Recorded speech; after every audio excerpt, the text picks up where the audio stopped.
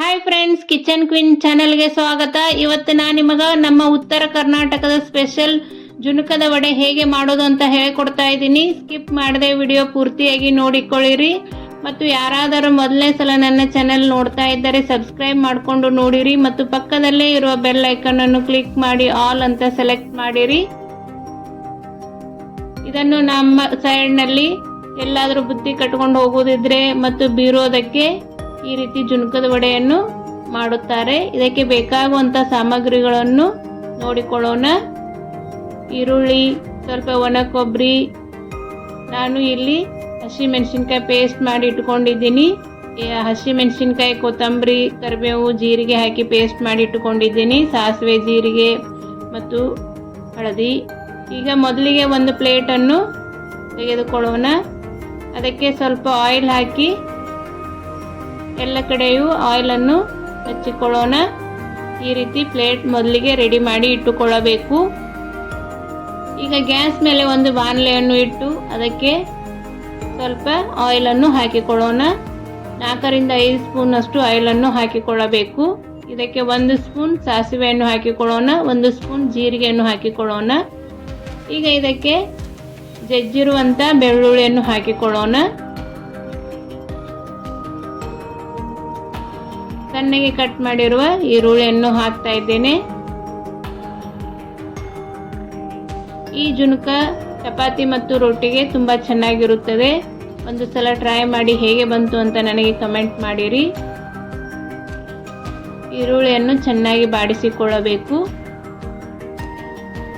ಈಗ ಸ್ವಲ್ಪ ಕರಿಬೇವು ಸೊಪ್ಪನ್ನು ಹಾಕಿಕೊಳ್ಳೋಣ. ಈಗ ಒಂದು ಚಿಟಿಕೆ ಅರಿಶಿನವನ್ನು ಹಾಕಿಕೊಳ್ಳೋಣ.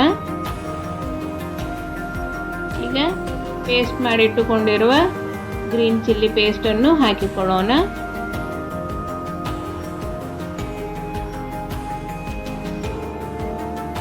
ಚೆನ್ನಾಗಿ ಬಾಡಿಸಿಕೊಳ್ಳಬೇಕು.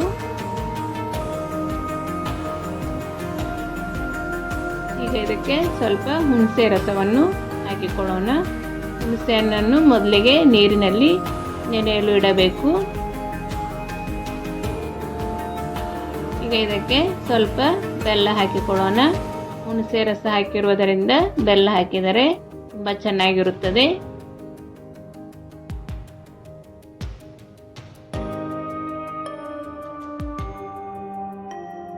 ಈಗ 1.5 ಗ್ಲಾಸ್ನಷ್ಟು ನಾನು ನೀರನ್ನು ಹಾಕಿದ್ದೇನೆ. ಈ ಜುಣಕಕ್ಕೆ ಸ್ವಲ್ಪ ಖಾರ, ಉಪ್ಪು, ಹುಳಿ ಜಾಸ್ತಿನೇ ಇರಬೇಕು. ಯಾಕಂದರೆ ನಂತರ ಇದಕ್ಕೆ ಹಿಟ್ಟು ಹಾಕುವುದರಿಂದ ಕಡಿಮೆ ಹಾಕಿದರೆ ತುಂಬ ಕಡಿಮೆ ಆಗುತ್ತದೆ. ಸ್ವಲ್ಪ ಜಾಸ್ತಿನೇ ಹಾಕಿಕೊಳ್ಳಬೇಕು. 1.5 ಕಪ್ ನೀರಿಗೆ 1.5 ಕಪ್ನಷ್ಟು ಕಡಲೆ ಹಿಟ್ಟನ್ನು ತೆಗೆದುಕೊಳ್ಳಬೇಕು. ಈ ರೀತಿ ಸ್ವಲ್ಪ ಸ್ವಲ್ಪನೇ ಹಿಟ್ಟನ್ನು ಹಾಕುತ್ತಾ ಚಮಚಿಯಿಂದ ತಿರುತ್ತಾ ಇರಬೇಕು. ಕೈ ಬಿಡದೆ ಇರುವ ಹಾಗೆ ತಿರುವಬೇಕು, ಅಂದರೆ ಗಂಟು ಆಗುವುದಿಲ್ಲ. ಈ 1.5 ಕಪ್ನಷ್ಟು ಕಡಲೆ ಹಿಟ್ಟನ್ನು ಹಾಕಿದ್ದೇನೆ.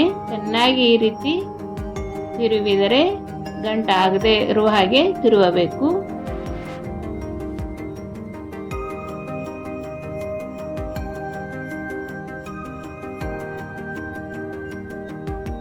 ಇಷ್ಟ ಆದರೆ ಸಾಕು. ಇದಕ್ಕೆ ಮೇಲ್ಗಡೆಯಿಂದ ಸ್ವಲ್ಪ ಆಯಿಲ್ ಹಾಕಿ ಮುಚ್ಚಳ ಮುಚ್ಚಿ 4 ರಿಂದ 5 ನಿಮಿಷ ಬಿಡಬೇಕು. ಇದು ಚೆನ್ನಾಗಿ ಉಮ್ಗೊಂಡರೆ ಜುಣಕ ಟೇಸ್ಟ್ ತುಂಬ ಚೆನ್ನಾಗಿ ಬರುತ್ತದೆ.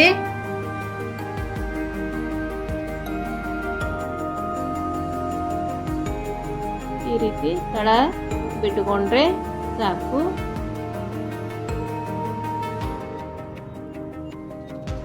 ಈ ರೀತಿ ತಳ ಬಿಡಬೇಕು, ಅಂದರೆ ಜುಣಕ ರೆಡಿಯಾಗಿದೆ ಎಂದು ಅರ್ಥ. ಇದು ಒಂದು ಟಿಪ್ಸ್.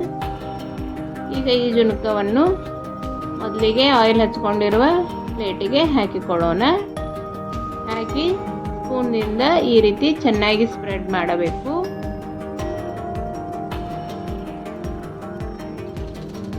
ಬಿಸಿ ಇರುವುದರಿಂದ ಈ ರೀತಿ ಸ್ಪೂನ್ನಿಂದ ಸ್ಪ್ರೆಡ್ ಮಾಡಬೇಕು.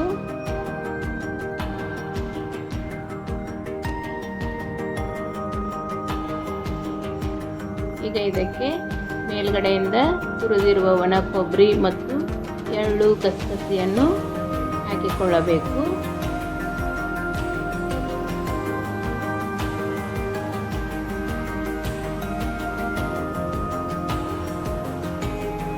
ಈ ರೀತಿ ಎಲ್ಲ ಚೆನ್ನಾಗಿ ಹಾಕಿಕೊಂಡು ಕೈಯಿಂದ ಈ ರೀತಿ ತಟ್ಟಿದರೆ ಅವು ಚೆನ್ನಾಗಿ ಅಂಟಿಕೊಳ್ಳುತ್ತವೆ.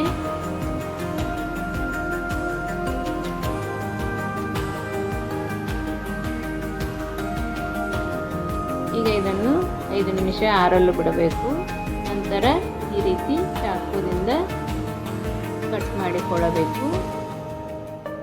ಡೈಮಂಡ್ ಶೇಪ್ನಲ್ಲಿ ಕಟ್ ಮಾಡ್ತಾ ಇದ್ದೀನಿ. ನಿಮಗೆ ಯಾವ ಶೇಪ್ ಬೇಕೋ ಆ ಶೇಪ್ನಲ್ಲಿ ಕಟ್ ಮಾಡಿಕೊಳ್ಳಬಹುದು.